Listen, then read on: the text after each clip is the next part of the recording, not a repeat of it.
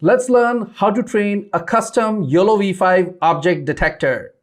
I will go over a Google Colab notebook so you understand the entire process step by step. We will learn the basic ideas of transfer learning and fine-tuning for object detection in this video. There are not one but 5 YOLOv5 models. YOLOv5N, where N stands for Nano, is the smallest in the family and is meant for edge, mobile, and IoT solutions. YOLOv5S, where S stands for small, has about 7.2 million parameters and is ideal for running inference on the CPU. YOLOv5M, where M stands for medium, has 21.2 million parameters. It provides a good balance between speed and accuracy, and therefore very well suited for many datasets and applications. YOLOv5L, where L stands for large, has 46.5 million parameters. It is ideal for datasets where we need to detect smaller objects.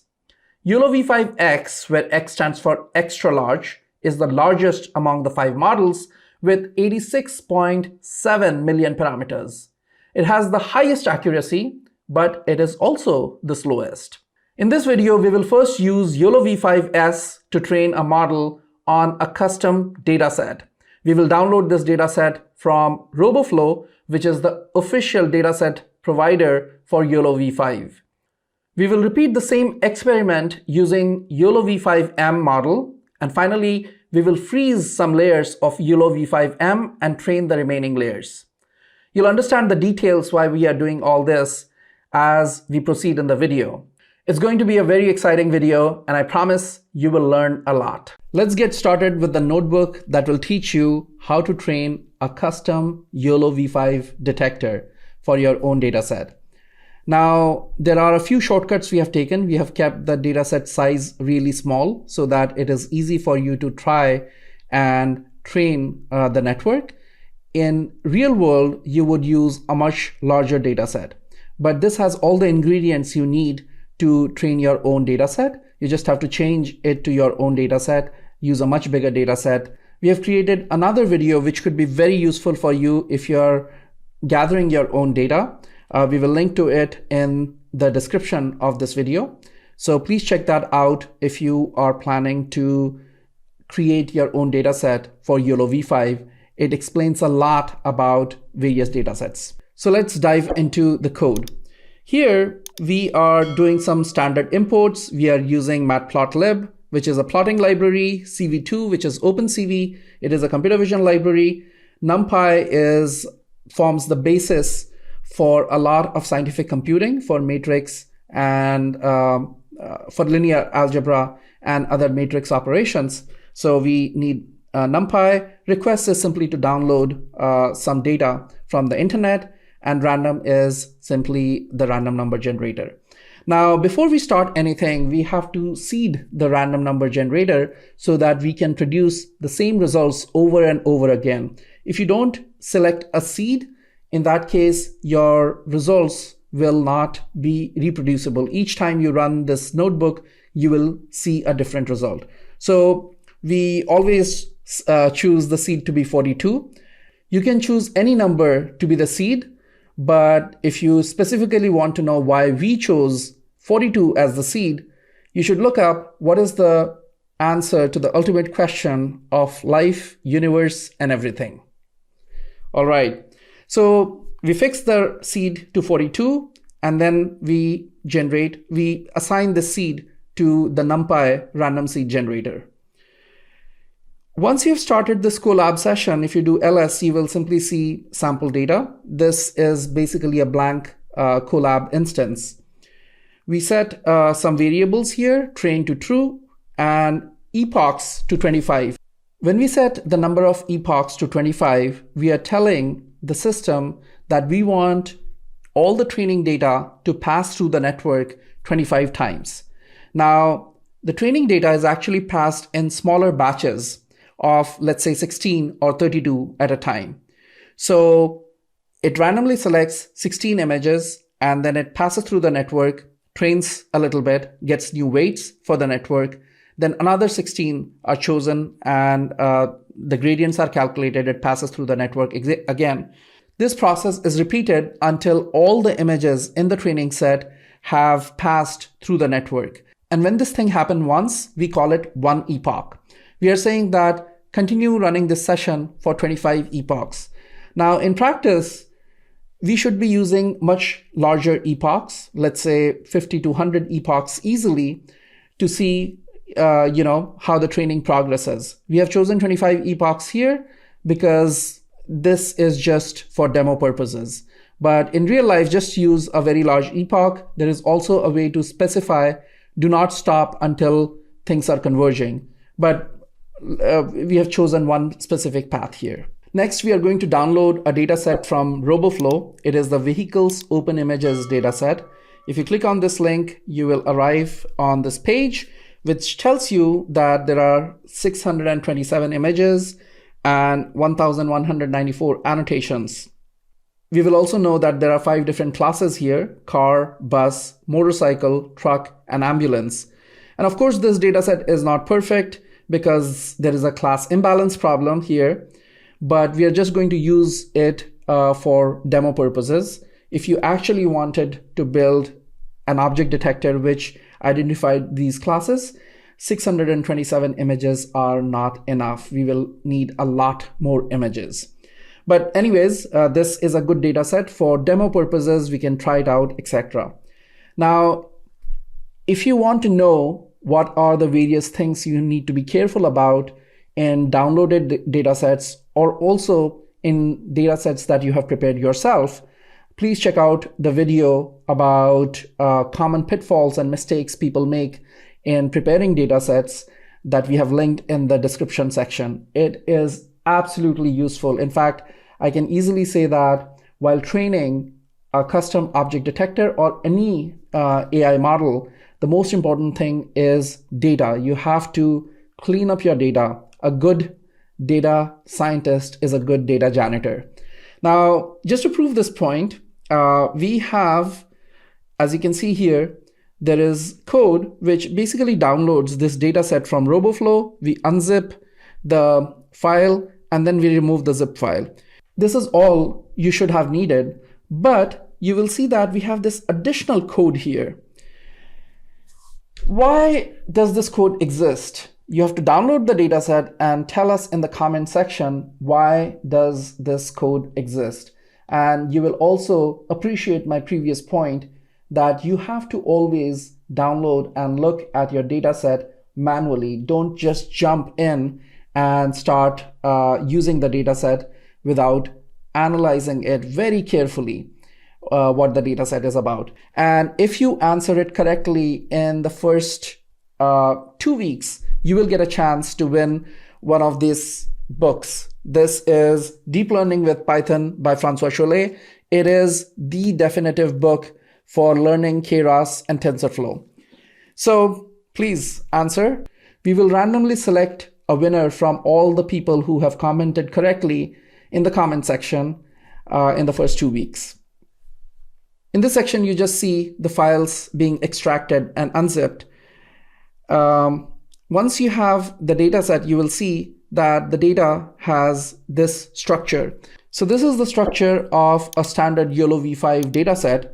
It consists of a YAML file, which contains all the information about the data, where the training set is located, where the test and validation sets are located, how many classes are there, and the class labels. Now, let me just go over this YAML file so you understand what the structure looks like. So it says that the training images are located in this directory, the validation images are located in this directory. There are 5 classes, NC stands for number of classes, and the names of these classes are these. So that's what the YAML file does. The location of the annotation file is automatically obtained by replacing these images with labels. As you can see that there is a labels directory. Inside the labels directory, there is a text file which contains the annotation, the bounding boxes corresponding to all the classes. Now, we have gone over this data format in detail in another video. Please check it out. It's linked in the description section. So you will get a full idea of what the YOLOv5 dataset looks like. Next, we will write some functions for visualizing our data. Now we know that the class names are ambulance, bus, car, motorcycle, and truck. We define 5 colors so that we can represent the bounding boxes for each class with a different colored bounding box. We have this function which basically takes a YOLO bounding box and converts it to a regular bounding box. So there are various bounding box representations. For example, YOLO actually gives the coordinates of the center of the bounding box and then the width and height of the bounding box.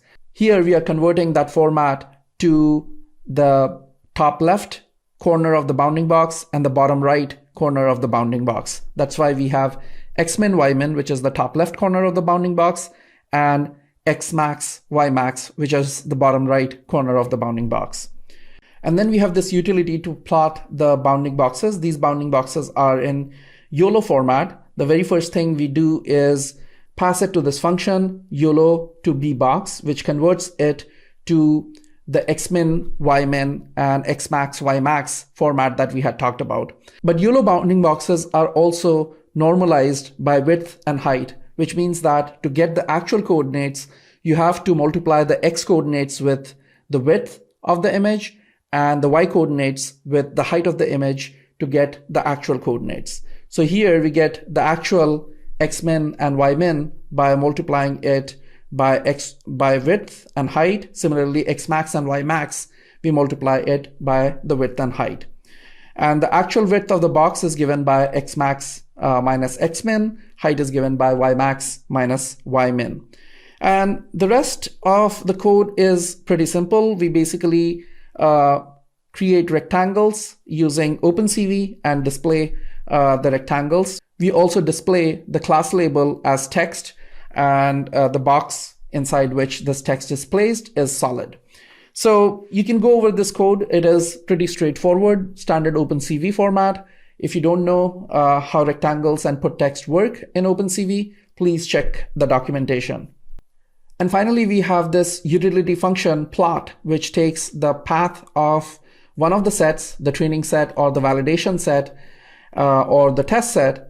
It takes the path to the labels and the number of samples that we want to display. So you can give the path to the training set, you can give to the path to the training set labels and the number of samples, and it's automatically going to take that data and randomly sample 4 images or however many images you have asked and display it. And you can see the usage of the plot function here. It takes in the image path, which is train images star, and the labels path, which is train label star, and the number of samples here is 4, and it randomly selects 4 images from our training set and displays it here. Now, if it doesn't have enough space, then you do not see the labels, but looking at the color, you would know that, okay, it is a motorcycle. So every class has a different color, and when possible, it's also displaying the class label. Now, if you want to visualize this data, sometimes it may be useful to remove the class label altogether, because the color of the bounding box is sufficient for you to know which class it is, and it may be cleaner for display purposes, in which case you can just make the changes in this function. You can remove this put text, this piece of code here, and it will simply display the bounding boxes. Next, we need to write some helper functions for logging our results, which means that when the training is progressing, we want to write some results into this directory so that we can see how the training is progressing. So here, if you look at this function, it says set res directory. It is a directory for storing the results. First, we find if there are other directories inside our results directory. So we are going to store all our results inside this directory called runs/train, and it will be stored as results 1, results 2, results 3, etc. And so we first need to know what is the current state, how many trainings have completed, and we know the count, and we just increment the count. So we say that the current number of results directory is this much, and we basically set this results directory to the current directory numbers plus 1, so that we keep incrementing. You can keep training with different parameters, etc., and a new results directory is created. Nothing is overwritten, so you can go back and check your results for different runs of training. So that's what this piece of code is doing. And next, we also need to set up something called TensorBoard. Now, this function monitor TensorBoard is loading TensorBoard. Now, when we are doing this training, we want to visualize how the training is progressing, whether our accuracy is going up or not. If the accuracy is not going up, we should stop and restart with different hyperparameters, etc. So to do this in real time, we need something called TensorBoard. There are other options also. Another utility people use is called weights and biases. But for that, you need a login. It's a very useful tool. But for this purpose, we are going to use a visualization tool called TensorBoard. TensorBoard is very popular and the default for TensorFlow and Keras applications, but it is also available for PyTorch. So we are able to use TensorBoard right here. And once we load TensorBoard, we simply do TensorBoard, and then we need to tell it the log directory. And runs/train is where we are storing all the results. And if there are multiple runs there, TensorBoard is going to use the graphs from all those runs and plot it using different colors. And we'll see in a moment how that works. Next, we clone the YOLOv5 repository, and it is located in this location. The company that has released YOLOv5 is called Ultralytics, and that's their GitHub repo. So it's a very standard thing. We basically git clone, which will download all the files, and then we go into the YOLOv5 directory, and we can see this is what the directory structure looks like. Next, we simply install based on pip install -r requirements. This is pretty standard. It will install all the things that are required by YOLOv5. So this is all installation going on here. And after that, we simply run monitor_TensorBoard. And as you can remember from the code right here, it loads TensorBoard, and then it looks inside this directory runs/train to see if there are some runs. Because there are no runs, it says that no data could be loaded. All right, finally, we are ready to train our own model. Before we do that, we have to set the results directory. This auto increments the results directory, as we know. So we have a new results directory by calling set_res_directory. And to train a new model, we have to run this Python script right here. The training script train.py is provided by YOLOv5. So we are going to use it. It takes the following things as arguments. First, we need to provide the path to the dataset file. So the data.yaml file, the path needs to be provided. And the weights of the pre-trained model that we are going to use needs to be provided as well. So YOLOv5s is a small model that is good when you want to run the model on a CPU and you don't have a lot of complexity. YOLOv5s is a great model to use. So we are going to use that model and the pre-trained weights associated with that model as our starting point. And this pre-trained weights have been generated by training YOLOv5 on a completely different data set, a publicly available data set. And it's a very large data set that has been used. So we learn the features from that data set, and we get the learnings for free. So using a pre-trained model speeds up the convergence. So we will have to train for a much fewer number of epochs to get the same results if we started from scratch. So it's always a very good idea to start from a pre-trained model. Don't start from scratch in most applications. So we are starting with YOLOv5s. Next, we need to specify the size of our image. So -img 640 says that take our images, if they are not 640 by 640, change the size to 640 by 640. This is the size we have decided to train on. You could also use 320, for example. Now, the number of epochs, as we had set, we are going to use 25 epochs. But in real-world applications, you let it run for 50, 100, whatever number of epochs until you're not getting any more benefit from the training process. For here, we just set it to 25 so that it is easy for us to run these experiments. You can easily run these notebooks without having to wait for days. So next is the batch size. We have set the batch size to 16. For many object detection problems, batch size of 16, 32, etc. is a very reasonable choice.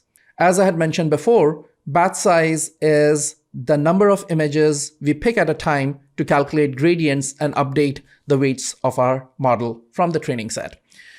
And finally, where do we want to store the results? We say that --name, we have to set this at the results directory.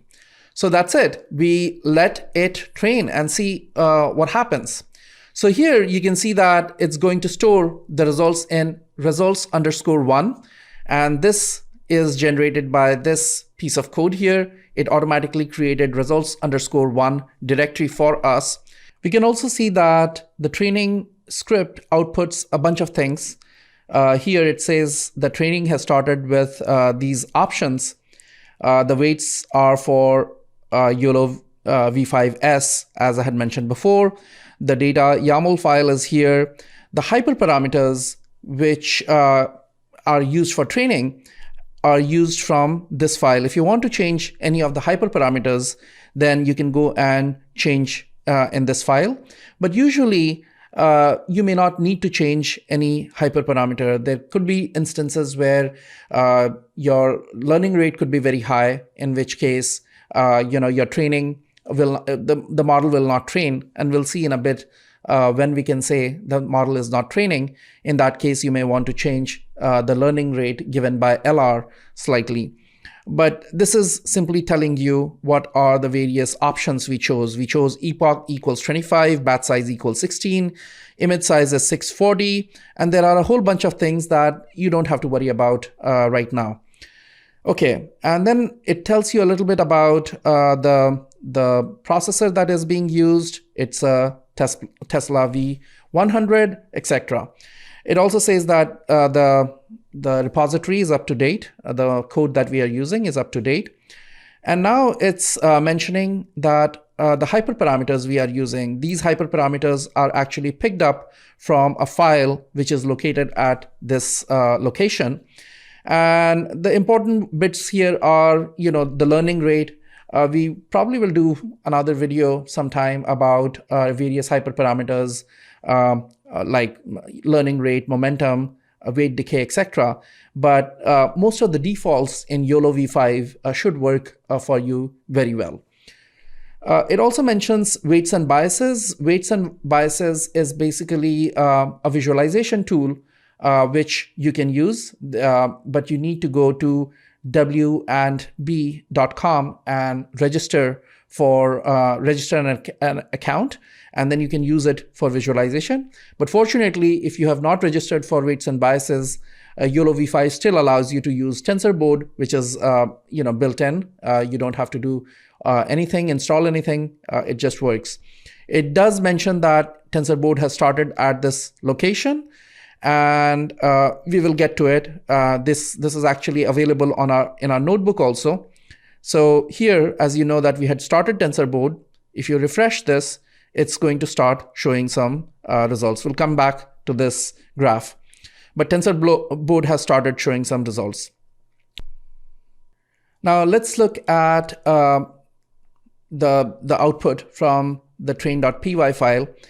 Here it says that it's overriding model.yaml, and initially that file had the number of classes was set to 80. It was trained on a data set that contained 80 classes, and it has been modified to be just 5 classes, which are R5 classes, which is great. And then you see the structure of the architecture of the YOLOv5S model. It has a bunch of convolutional layers and such. So don't worry about it. The details of this architecture are not important right now for training the model. But it does give you a summary. Here you can see that it has 270 layers. It has about 7 million parameters, etc. There are other things which we are not going to go over in this notebook. We are using something called SGD optimizer. There are different kinds of optimizer like Adam, etc. And we go over these optimizers in our course, OpenCV course on deep learning with PyTorch, deep learning with TensorFlow and Keras. Both those courses cover some of these concepts. But for the purpose of this notebook, we'll not go over optimizers. You can just imagine that some of these things are being used internally by YOLOv5 to train the network. And the good news is that most of the defaults they have chosen, they work very well. You don't need to touch them. You don't need to change them. You'll get a very reasonably performing model.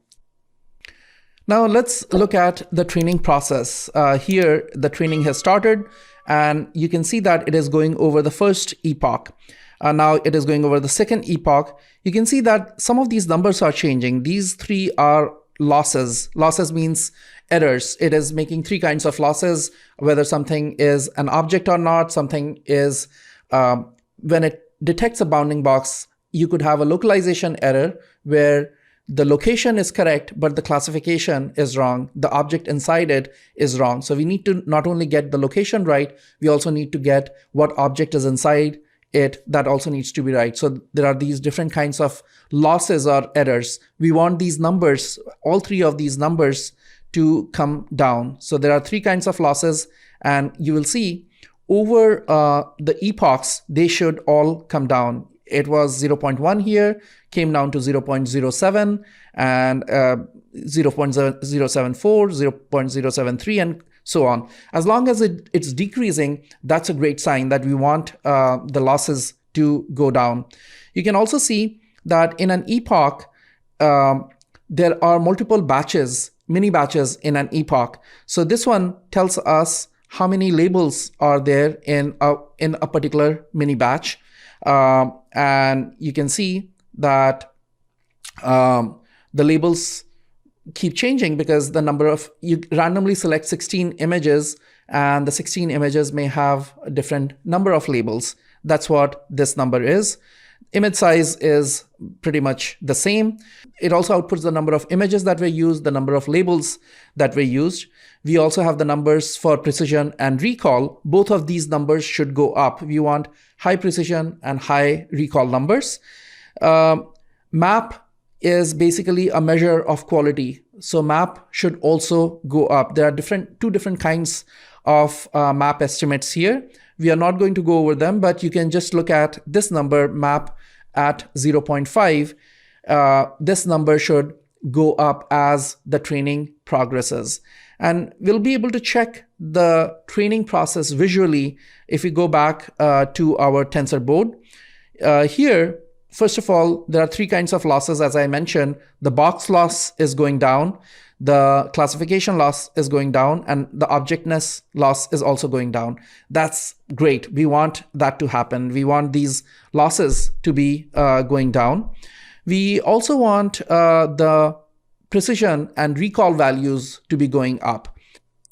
And similarly, we have this number called map underscore 0.5. This is map with IOU threshold of 0.5. The exact definition of this is not important. We will actually cover this in a separate video. But for the purpose of this video, you can think of this as a measure of accuracy. So the map mean average precision should keep increasing.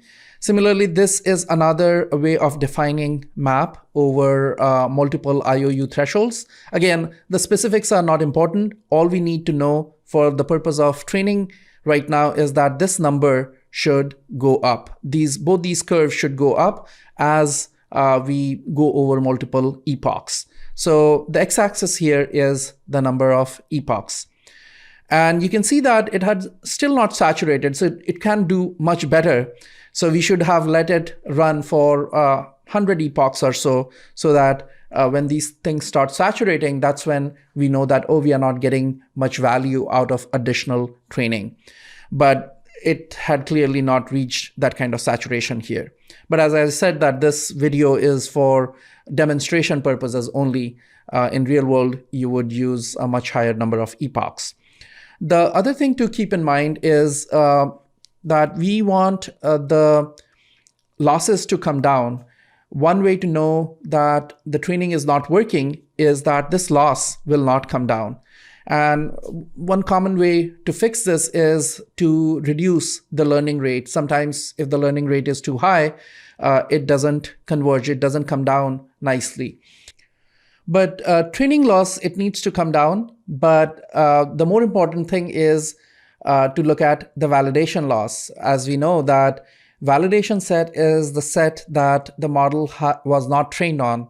So we want to see how is it doing on the validation set. And if you look at this, this drop down here, it will expose another set of graphs. And you can see that the validation loss is also coming down. It sometimes not as smooth, but it's also coming down nicely.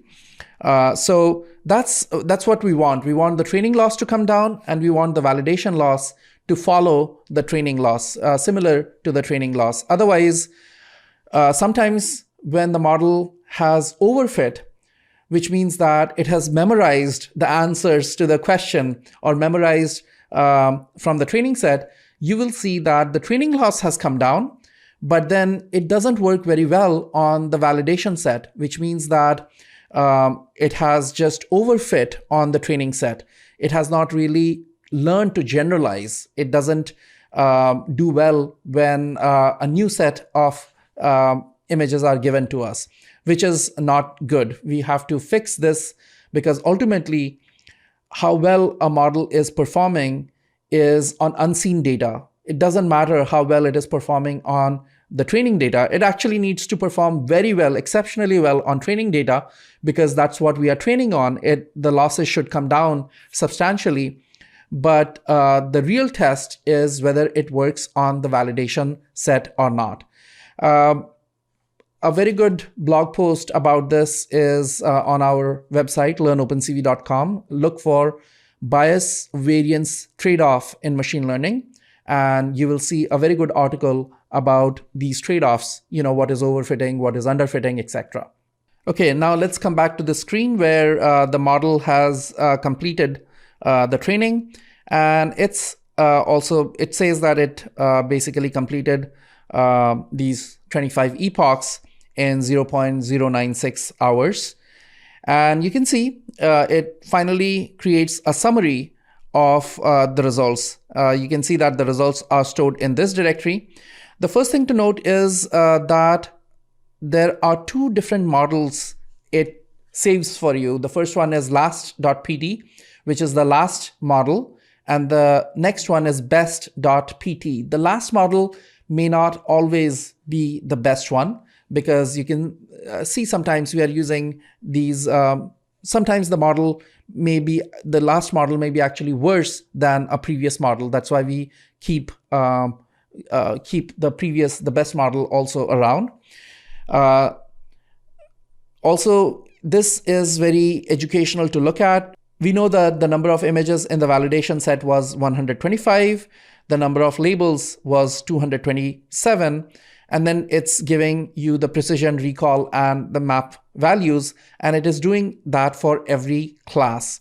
So for example, out of the 227 labels, 32, the cars were the dominant class. We already know that this class was imbalanced.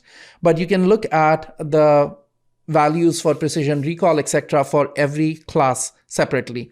So you will know which class is not performing very well. For example, you can see here that the precision and recall values for the truck class, it's lower than the rest of the classes. Part of the reason is also because the number of examples we have is low, but what we need to do here is get more truck examples if we want to improve the results.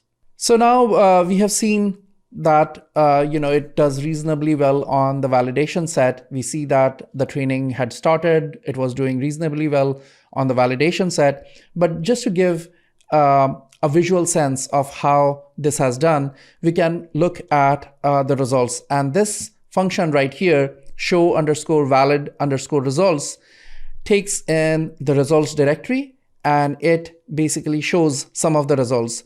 YOLOv5 actually automatically stores these results in _pred for prediction, pred.jpg files. And all we are doing here is we are just taking those files and displaying over here. So let's run this. Okay, so now we have trained the model. We have looked at the results on the validation set. And how do we do inference? How do we take this model and actually run it on a new image that we are interested in? So here's the code for inference. This basically creates a new inference directory. And the real code is this one. Here we say detect.py is the script that comes with YOLOv5. And this is the one we need to for detecting. We need to provide it the weights, and obviously we have just trained a new model, and the weights that we have is stored as best.pt. So we are going to use those weights. That's our model. And then we just need to provide it the source of the image, the path to the image, and we need to provide the directory, inference directory, which we will store all the results in. We'll just run the code and see how it runs, right?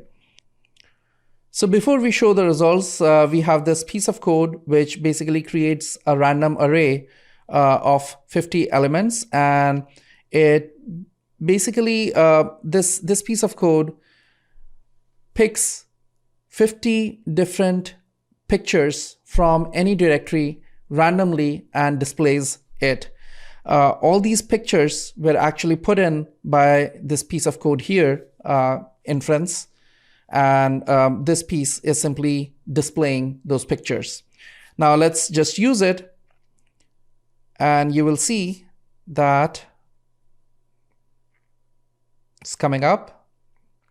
All these results are being detected. This is a bus, this is a car. So the results look pretty reasonable.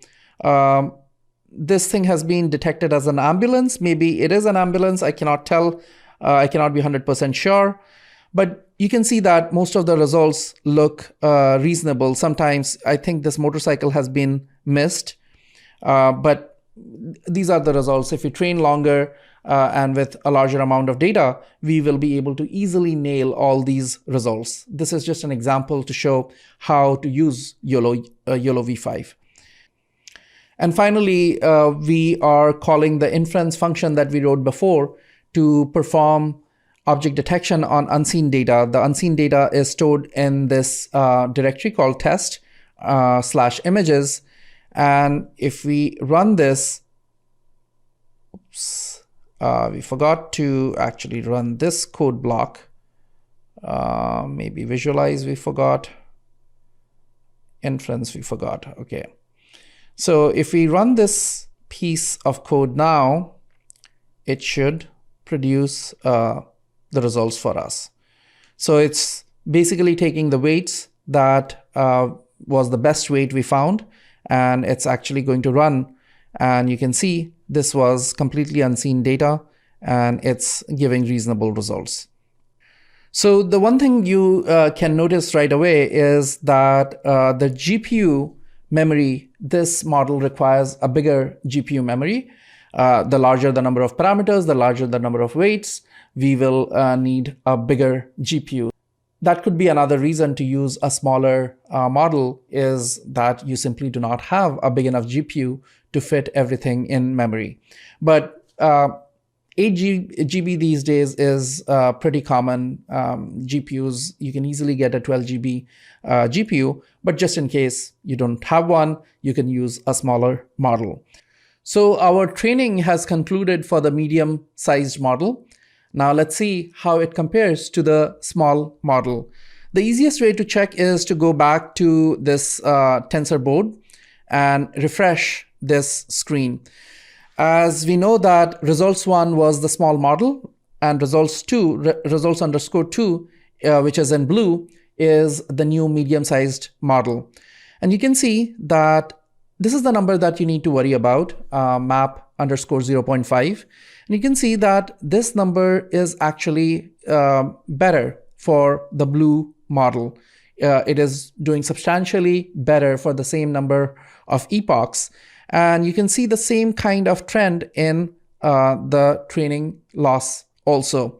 The blue loss should be lower and it goes below the orange line, which means for all these cases, and that's expected. We are using a bigger model, and so it will be able to learn very quickly, and it will be able to learn better than a smaller model. So these are expected results. We can look at the validation set also.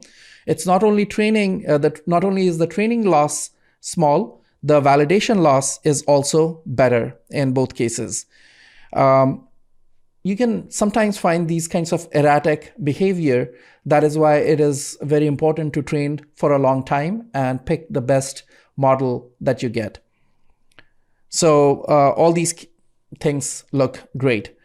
Next, we are going to freeze some layers of the medium model, because the medium model is pretty big. It has 20 million parameters, and we have only a small amount of data. We don't need to change all the weights in this model. We could just freeze most of the weights and train only some of the layers, fine-tune only some of the layers. And that may be able to help us train faster because we are not updating all the weights. Let's see, how do we do that? YOLOv5 has made it very simple for us to freeze some of the layers and keep the other layers. For example, the expression here for training the medium-sized model, it remains the same. The code, this is exactly what we had seen before, but we can now freeze the first 15 layers using this.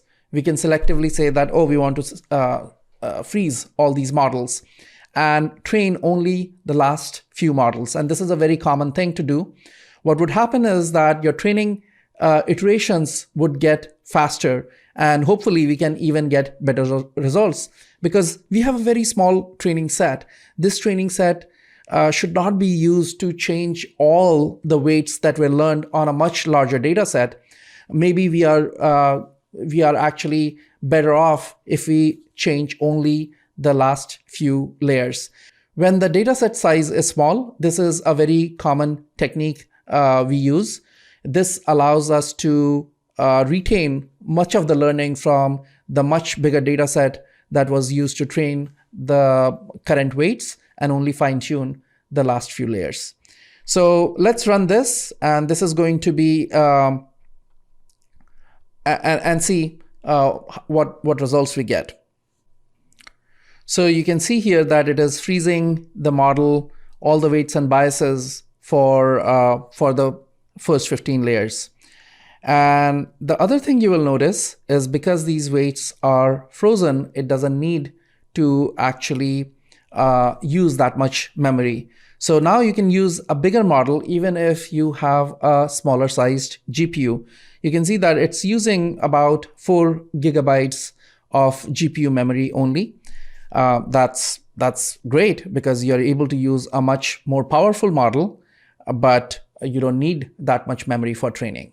So our training for the medium model with freezing of some of the layers has concluded. Let's go and check out the results. We are going to look at the tensor board that we had set up before. Here you can see that results 1, 2, 3 are for the 3 training runs we did. We are just going to refresh this tensor board so that we get the latest results. And results 1 was in orange, results 2 is in blue, and results 3 is in red.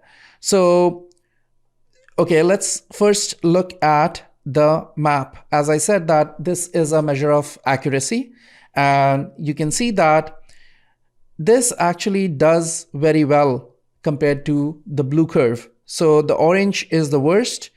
Then we have the blue and the red. In here, we see a little bit of switching, but if we had trained this for a longer period of time, this would have come out ahead. The same thing happens here, that you can see that the red and blue, they are almost the same. But it is possible that for this small amount of data, if you had trained for a longer period of time, that results 3, when we freeze the model, will give us better results. But the thing to note is that we could use a bigger model, get all the benefits of the bigger model by freezing the weights, right? We could use a smaller GPU.